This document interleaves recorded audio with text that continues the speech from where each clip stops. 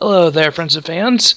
My name is the Grandmaster Arcturus, and this is Kingdom Hearts 1.5 HD Remix, starting with Kingdom Hearts Final Mix HD. I am joined today by Chain of Fire from the Cage Wiki, who is, and they're the ones sponsoring this Let's Play, so thank you guys for that very much. Oh, no problem. Proud to do it. Thanks for letting me be here. So this isn't my first rodeo on a Kingdom Hearts Let's Play. To be quite honest, I'll be honest. I've done quite a few. And right now I'm actually doing a personal one for the entire series. I've got I'm at Rechain of Memories, and I've already done a riff over the Days movie because I just didn't feel like playing through that game. To be quite honest. Yeah, I can't blame you. The gameplay is a bit tedious at times. Yeah, so I've got that one already wrapped up for that. So I've basically got about nearly 3 games done. I'm just waiting for 2.5 to drop, and then I'll be able to continue on from recording from there. But anyways, we're here for Kingdom Hearts Final Mix HD, and it's actually I actually intend to play this game a little bit in a little bit of an interesting way. Basically, you won't see me doing too much of the extra stuff right off the bat. Most of that stuff will come toward the later end of the LP, like all the mini games and whatnot. Okay. Including most of the Olympus Coliseum, and that's only because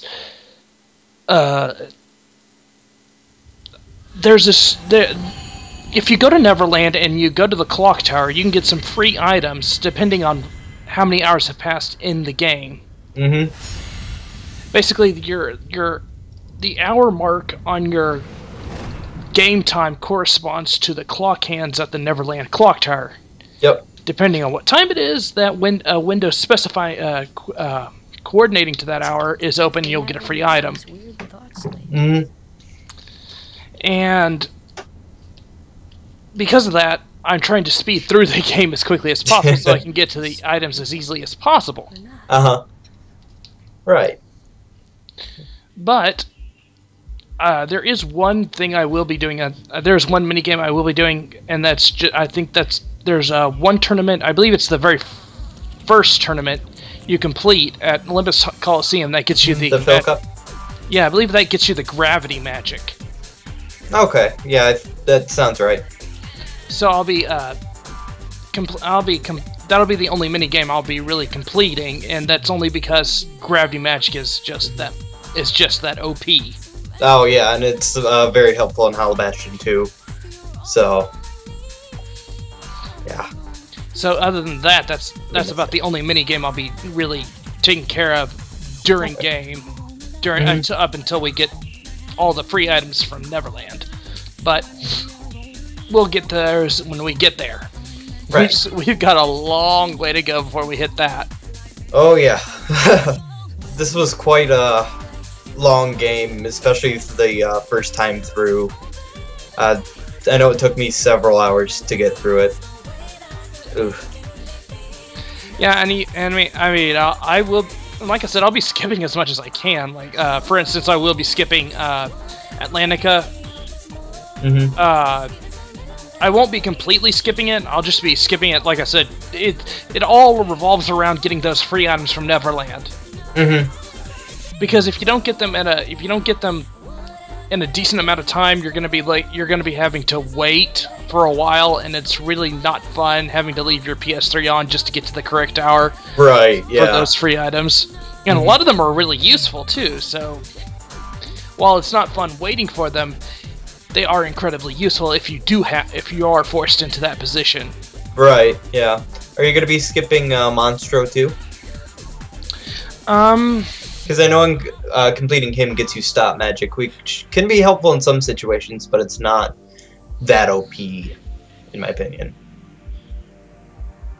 I'm thinking I will go ahead and complete him because I can go through that one pretty quickly, and it's another one of the things I will be skipping is I'll be skipping pretty much a majority of all the treasure chests. Oh, okay. and then I'll just be coming back and getting them later. Mm-hmm. Because I know it doesn't seem like that takes all that long, but that chest opening animation, every second that ticks by is a second less you have to get to right. Mm-hmm. Is a second less you have to get other stuff done. So every second counts, even those chest opening animations. Yeah. But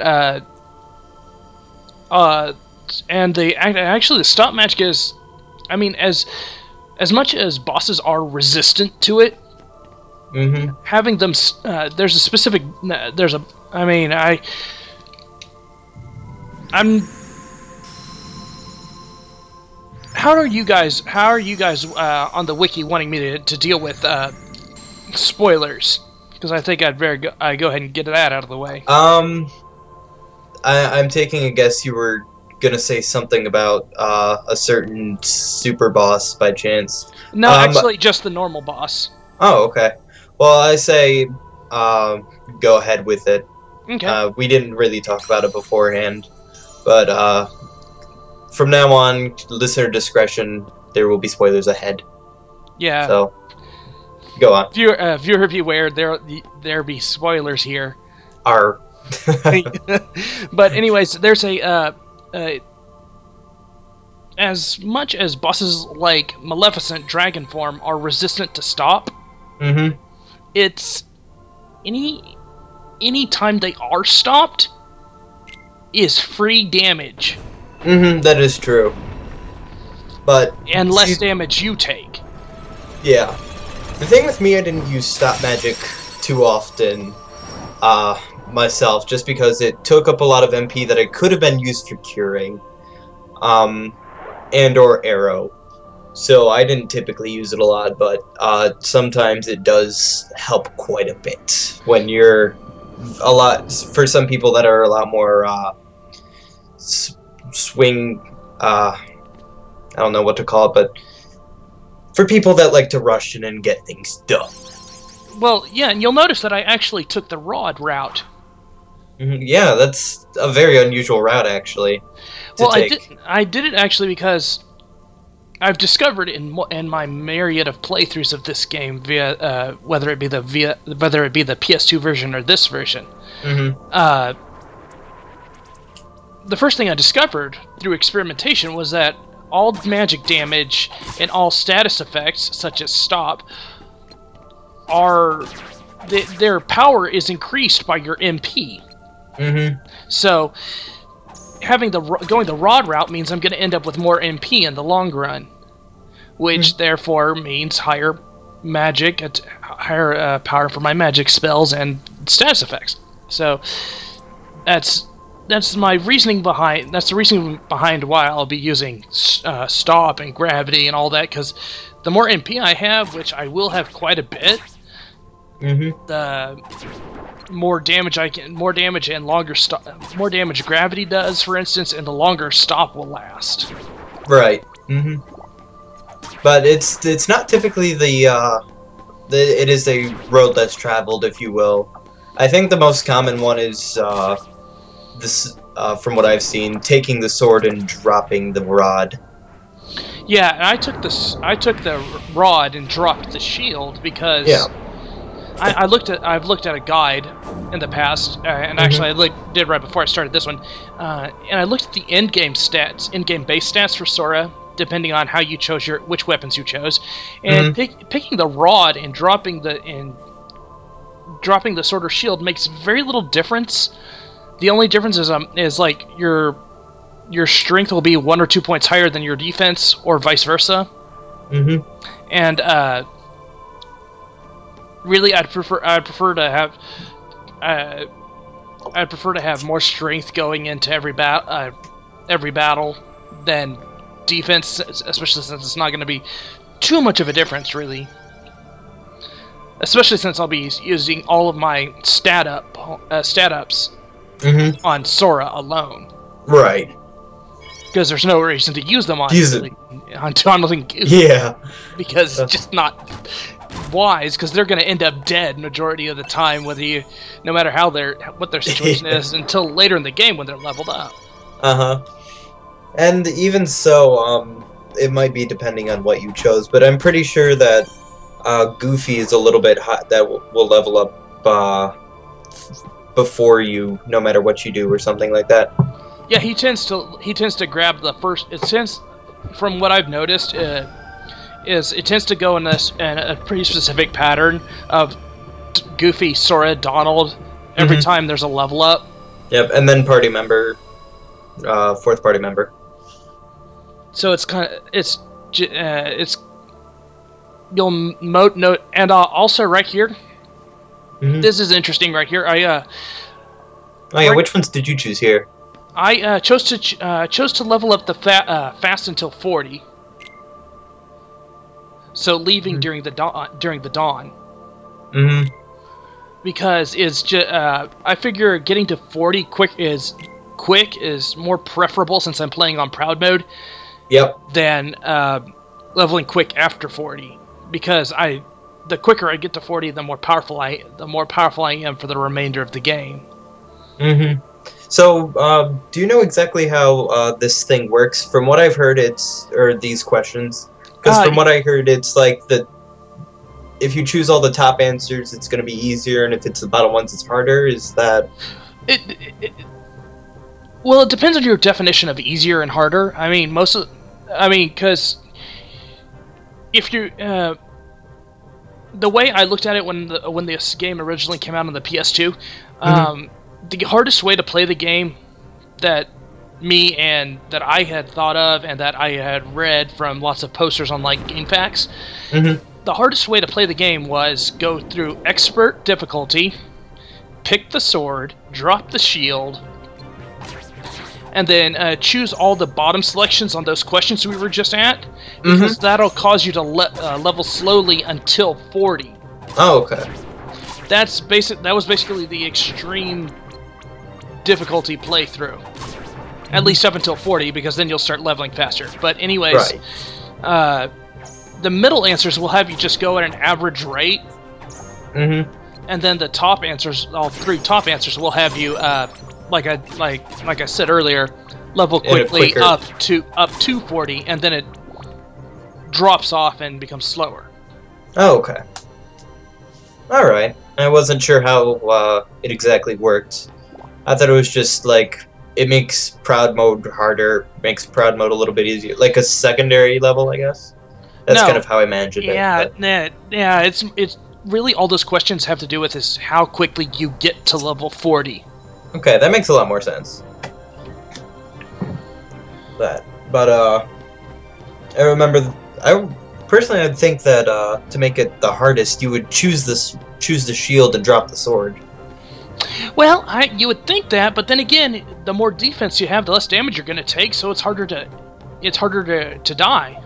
True. And if you're if you're taking all the strength, then there's still a good chance you could get hit by a lucky shot from an enemy. True. And you can be killed right off the killed really quick. So yeah, and we know how that happens. Often in this game. So that's why I say picking the sword, dropping the shield is the definitive hard route, because you're going to be looking at. Sure, you'll have plenty of strength and kill people quickly, but you're still at risk of a lucky shot. Right. And I guess it depends on how you play as a person. Yeah. As an individual. If you're more of a cautious gamer, if you're able to take in things, if you're not going to run in guns blazing, which even though I chose the route is something I tend to do. I'm not a very patient person. I don't wait things out and judge the best way to do things. If you kind of play like I do, then that means picking the sword and dropping the shield is gonna leave you at risk of being hit, really. Yeah. Just in a myriad of ways. So if you play like me and you're looking for a less worrisome route of a playthrough, then definitely pick the shield, and then either drop the sword or drop the staff. Either one really doesn't matter.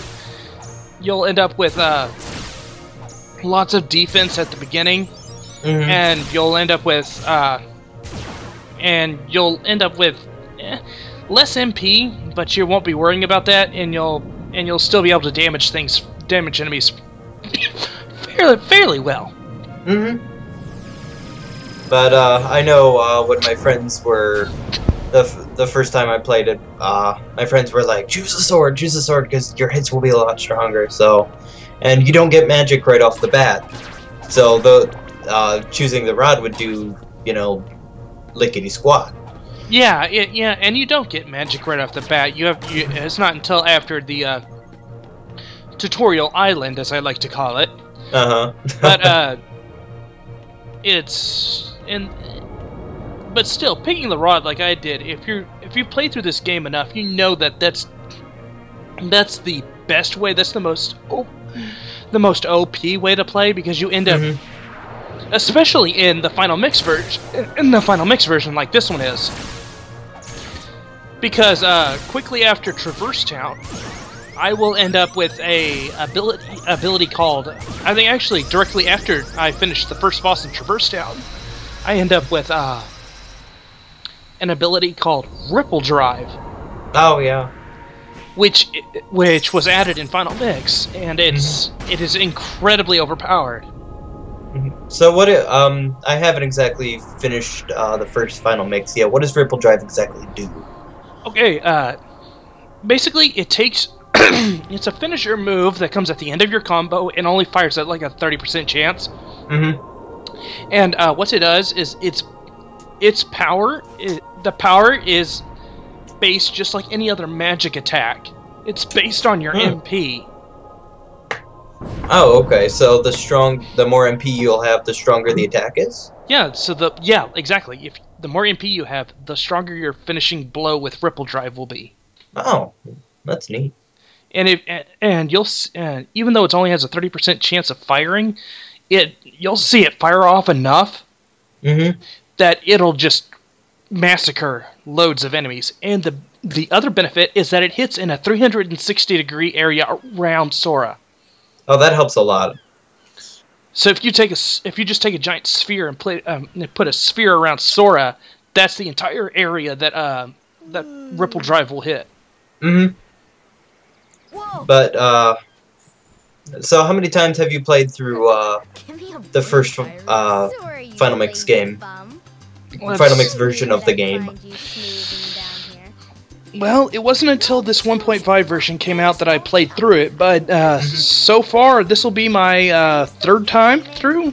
No, actually, fourth time actually. Wow. But for somebody that hasn't played the series through, would you recommend this version a lot more than the original? Oh, most definitely. Most definitely. I don't remember. Especially with all the secret bosses and the additional story content. Well, there is only one secret boss, though, right? That was added? Really? In this one? Yes, there was only one secret boss that was added, but it's just that with that and with all the additional story content, So what are we waiting for? there's Aren't you guys forgetting about me? and then there's also the benefit of the couple of new Keyblades that are in it. So while this version doesn't have as much added content as, say, Kingdom Hearts 2's Final Mix, this is still a much better version of the version of Kingdom Hearts than the vanilla version that we have here in the States. Oh, okay. But, so, how do the Keyblades compare to the other ones? Do they have decent stats for where you get them? I mean, you can't exactly get them before you do a lot of the major stuff, but... Yes, there's one you get from a match in Olympus Coliseum. Actually, both of the two new Keyblades that you can get in this version come from matches in Olympus Coliseum that originally didn't have any reward from them.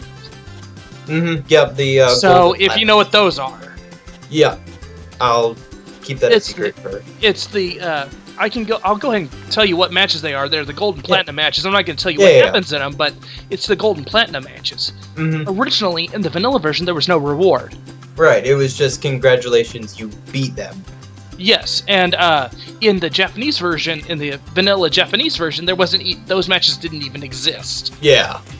So it's nice to actually get a reward, even though you do get a quite a bit of XP from doing the platinum match. Oh yes, but actually, I think in this one they nerfed it. Nerfed the amount of experience you get from him. Oh. A little bit, just a little bit, tiny bit. Oh, okay. Because I noticed I haven't been leveling after every time I fought him. Mm-hmm. And in the vanilla US version, I was leveling every time I fought him. Right, yeah, I remember even getting up into the high 80s and 90s, I would still level up quite a bit Yeah, every even time I at would that defeat point, him. you were leveling up like maybe after every second battle. Yeah. And given how quickly that battle would go at that point, Mhm. that's still pretty darn good. Yeah. But the gold match gives you a Keyblade that gives you +3 MP. Oh, that's nice.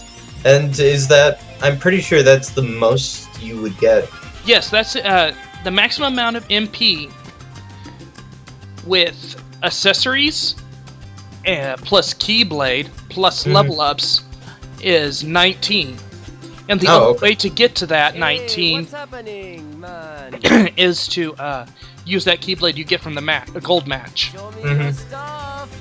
Now, wasn't the Spellbinder in this game too, or is that just... Yes, wait, no, yes, that was just... Never mind. For some reason I thought that was a added one, but... You do get that one from the vanilla version, don't you? Yes, you do. Yeah. That's been a while for since I getting all played the. I believe that's for getting all the levels of magic. All the different types of all the different types of magic, and you get it from Merlin. That's right. Okay, I remember that. But I remember that one had... Didn't that one have quite a bit of MP added to it as well? Yeah. Originally, it's actually most of the Keyblades are still the same. They haven't really gotten any nerfs, except for Ultima Weapon, which was originally the best Keyblade. It originally had +3 MP. It originally had +3 MP. Yeah. Now it only has +2 now. Oh, they kind of... They took 1 MP off it, but it's still got its same really high attack power. Oh, okay. So, depending on how you're wanting to go into the end game, you can either the Keyblade you get from the gold match, or the Ultima Weapon, are going to be one of the ones you want to use. So it's kind of do you want to go in with being able to really destroy things with magic really easily? Or are you more the physical type and you just want to go and waylay things really quickly with your Keyblade? And it really helped. The Metal Chocobo is a wonder if you're one of those people that is very strength-based. Especially at the point in the story where you get it. It helps a lot. Yes. And for that, it is one of my favorites in the first game. Now, people I'm fighting here, I don't know. Now, I know this is I'm doing this on behalf of KH Wiki, which, of course, is associated with the Square-Enix Wiki, which is, of course, associated with the Final Fantasy Wiki. Right. So, but if you don't know these people, because they look so different, this is Titus, Waka, and Selfie. Yes, of course. From their respective... I haven't played all the Final Fantasies, but I do believe they're all... Waka's from 10. Titus is 10. Titus is 10, and Selfie was from another one, wasn't she? Was she from 6? Final Fantasy 8. 8, okay.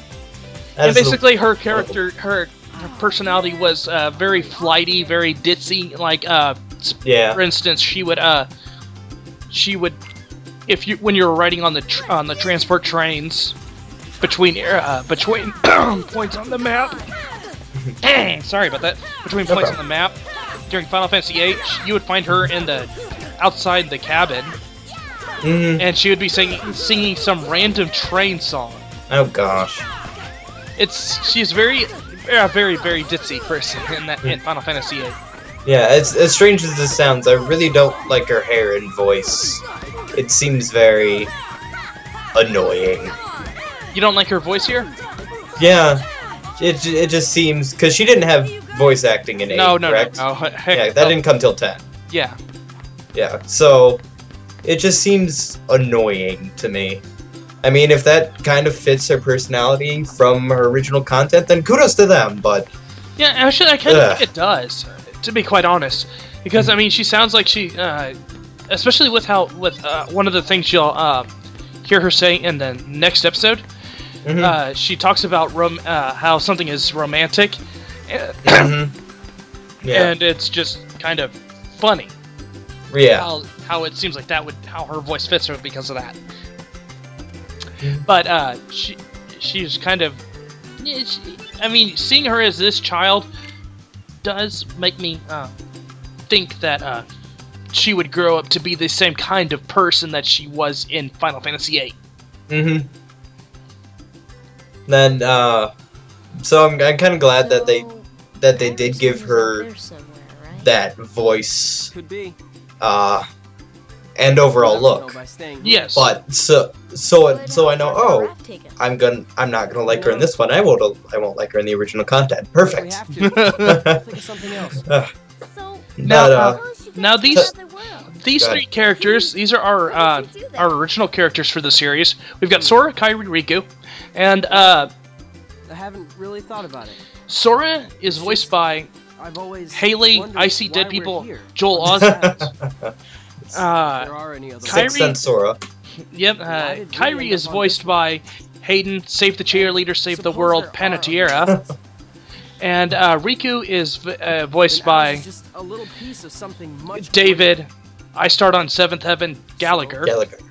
We could have just as easily ended up somewhere else, right? So quite the cast we have Yeah. voicing these three. That's why we need to And, find out. And as you can tell, Yeah. Riku is the Kairi plays the Same old love stuff. interest while Riku plays the rival. So let's go. And Sora, obviously the protagonist of the series. Yep. Nice to you. If you didn't come here, And their entire point probably of would've the never first 2 thought of days any here of this. is that Kairi, they're building a raft because after Kairi showed up, Riku began wondering what else is out there. Why are we stuck here? Like he just said. So so they're building a raft because A Palpu fruit. they're planning to leave the islands and see where the raft takes them. Granted, this seems to be a stupid idea based on how much food you'll be procuring in the second day. And how much supplies they actually have. Yeah, it's just like it just seems like a dumb plan right off the bat, but it's But just, they're kids, you know? Yeah, it's something that a kid would think of. So maybe what happens in a bit is maybe it's for the best. Yeah. Because they had nowhere to go. It wouldn't have worked well had they done that. Yeah, because it's basically that island that you saw there, and then in Kingdom Hearts 2, you see the actual island where everybody lives. And it's basically just those 2 islands. And that's it. That's it. I'm kind of curious how they if it's based off of any certain real life islands, or if it's just like 2 islands. I'm guessing it's just 2 islands, but then again, I would say so, but it would be neat if they kind of based it off something in real life. It would probably be something in Japan, but yeah. Still, yeah. And here we apparently have Donald as the court mage. Donald Duck is the court mage. Go Pluto figure. is Pluto. And apparently Mickey's gone missing. What? But this intro into the Disney characters just kind of gave your childhood nostalgia a boost. Yes, it did. for that. I mean, when I first heard about this game coming out, back in, oh god, I've forgotten when it came out, and I think it came out in America in about 02 or something, somewhere along there. and I remember seeing like previews in Game Informer, and I remember seeing previews on whatever X-Play on G4 was called at the time. Yeah. And it was just everybody was like, there were the opinions were running the gamut from what? Can this work? To like, wow, this sounds awesome. because it's like Disney, which you associate with like childish cartoons and such, and Final Fantasy, which at the time was this super awesome game played by a completely different demographic than those who watch Disney cartoons. Yeah, but the funny thing is, they mesh. Yeah, and it worked wonderfully. Yeah, to the point where we've got this entire series where we're now waiting on the third game, which should hopefully be coming out within the next 2 years. But I do hope so. But we've also already had, like, at this point, 7 games in the series. Anyways, we're coming up to the end of this episode for this week. So I'm going to go ahead and close it out here. I want to thank all of you for joining myself and Chain of Fire. My pleasure. So thank you, Chain of Fire, for joining me today, and thank you people who've watched this. It's been a pleasure. See you next week. You could add that in.